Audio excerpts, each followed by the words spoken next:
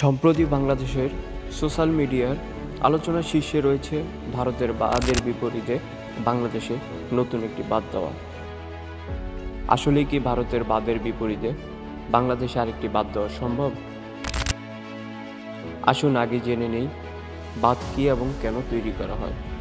সংক্ষেপে যদি বলি, বাঁধ হচ্ছে পানির প্রাকৃতিক প্রবাহকে বাধা দান করে, কোনো স্থানে কৃত্রিম উপায়ে পানি ধরে রেখে বন্যা বা প্লাবিত হওয়া থেকে রক্ষা করে এবং সেচ বা পানীয় জলের কৃত্রিম উৎস হিসেবে ব্যবহার করা হয়। এছাড়াও বাঁধ দিয়ে পানির বিদ্যুৎ তৈরি করা হয়। খ্রিস্টপূর্বাব্দে 3000 বছর আগে প্রাচীন বাঁধ হিসাবে জর্ডানের জাওয়া বাঁধ এর কথা জানা যায়। খ্রিস্টপূর্ব বলতে যীশু খ্রিস্টের জন্মের পূর্বের বছরগুলো নির্দেশ করে। যীশু খ্রিস্ট জন্মগ্রহণ করেন আজ থেকে প্রায় 2000 বছর আগে।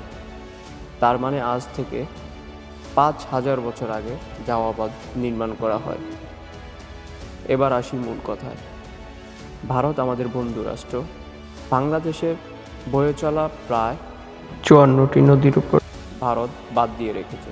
বাঁধের বিপরীতে বাঁধ দেওয়ার জন্য বাংলাদেশের বিভিন্ন শ্রেণীর মানুষ বলছে এই কথা। তা কি সম্ভব নাকি? সোজা কথায় আসি। বাংলাদেশে বাঁধ দিয়ে উজানের পানি বা বন্যা আটকানো যাবে না। উজান ভরে পানি আসলে নিচের বাঁধের আশেপাশ দিয়ে পানি গিয়ে সমতল ভূমিতে বন্যা হবে, কারণ বাংলাদেশ একটি নিচু এলাকা। বাঁধ দিলেও পুরা বর্ডার জুড়ে দিতে হবে, একবারে বর্ডারের সাথে।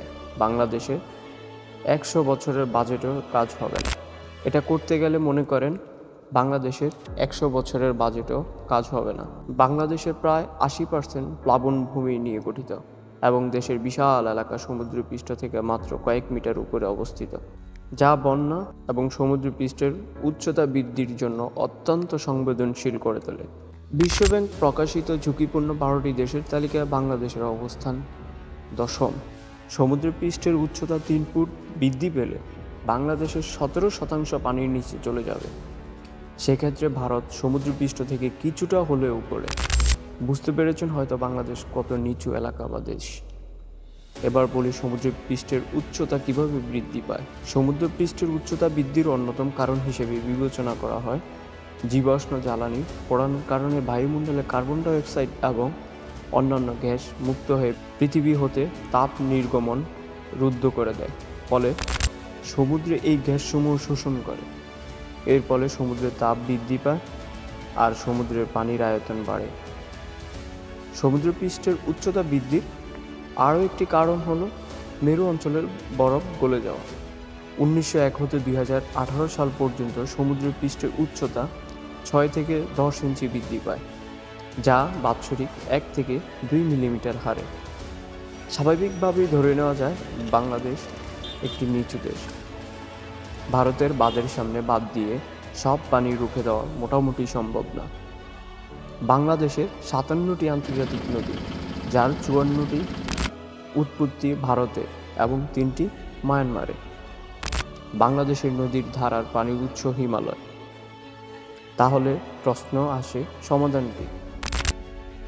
1975 সালে ভারত বাংলাদেশকে জানায় যে ফারাক্কা বাঁধের ফিডার ক্যানেল পরীক্ষা করার তাদের প্রয়োজন। বাংলাদেশের অনুমতি প্রার্থনা করে। বাংলাদেশ সরল বিশ্বাসে এতে সম্মতি জ্ঞাপন করে। ভারত বাঁধ চালু করে দেয় এবং নির্ধারিত সময়ের পরেও একতরফাভাবে গঙ্গার গতি পরিবর্তন করতে থাকে, যা 1973 সালের পুরো শুষ্ক মৌসুম পর্যন্ত অব্যাহত থাকে। ভারতকে এই কাজ থেকে বিরত করতে ব্যর্থ হয় বাংলাদেশ এবং তা নিয়মিত চলতে থাকে। বাংলাদেশ এ ব্যাপারে জাতিসংঘের শরণাপন্ন হয়েও কাজের কাজ কিছুই হয়নি। আসুন কিছু সমাধান নিয়ে আলোচনা করা যাক। প্রথম সমাধান, বাঁধ ভেঙে দিতে হবে। দ্বিতীয়ত, ভারতের সাথে এই বিষয়ে আন্তর্জাতিক আদালতে লড়তে হবে। তৃতীয়ত, কোনো প্রকার পানি বন্টন চুক্তি ছাড়া 30টি ট্রান্সবাউন্ডারি নদীতে ভারত বাঁধ দিয়ে নদীর নব্যতা নষ্ট করেছে, এর যৌক্তিক সমাধান দিতে হবে। দেশের নদী খনন, নব্যতা নিয়ন্ত্রণ, খাল খনন করা এবং খাল পূর্ণ খনন, নতুন খাল এবং কত দ্রুত এই পানি বঙ্গোপসাগরে পাঠানো যায় সে ব্যবস্থা করা। বলে রাখি, প্রেসিডেন্ট জিয়াউর রহমানের আমলে 1979 থেকে 1981 সালের মে মাস পর্যন্ত সারা দেশে 1,500-এর বেশি খাল খনন করা হয়। দৈর্ঘ্য প্রায় 26,000 কিলোমিটার খাল। খাল খনন ছিল এক ধরনের সামাজিক অর্থনৈতিক বিপ্লব, যা আমাদের কৃষিখাতকে ব্যাপক উন্নতি সাধন করেছে। চতুর্থ হচ্ছে, ভারতের উপর কূটনৈতিক চাপ প্রয়োগ করে অতি দ্রুত পানি বন্টন চুক্তি করতে হবে। পারাক্কা বাঁধ ছাড়া আর কোনো বাঁধের সাথেই পানি বন্টন চুক্তি নেই। তাছাড়া কোনো প্রকার গাইডলাইন না করে এক রাতের মধ্যে বাঁধের সব কয়টি দরজা খুলে দেওয়ার মতো কাজগুলোকে জবাবদিহিতার আওতায় আনতে হবে। সর্বশেষ হচ্ছে, দেশের নদী শাসন মুক্ত করতে হবে। আপনার জানা মতে আরও কিছু উপায় থাকলে আমাদের সাথে শেয়ার করুন কমেন্ট বক্সে। ভালো থাকবেন, দেখা হবে নতুন কোনো বিষয় নিয়ে। আমাদের সাথে থাকুন। আল্লাহ আপনাদের ভালো রাখুন।